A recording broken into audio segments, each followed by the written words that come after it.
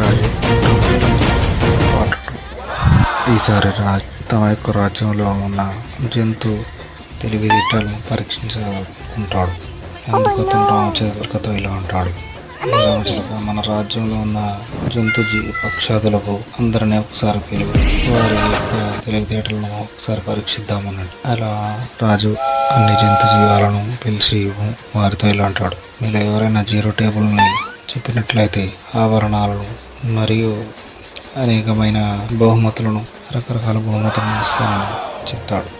కానీ అక్కడున్న జంతు జీవాలలో, పక్షులలో ఎవరు ఆ 0 టేబుల్ని చెప్పలేకపోతారు. ఉపయోగించిన రాజు వారికి ఈ జంతు జీవాలను బ్రతికియారేమని ఆజ్ఞాపిస్తాడు. తెలివితేటలు అనేది చాలా ముఖ్యమైన విషయం వీరు మర్చారని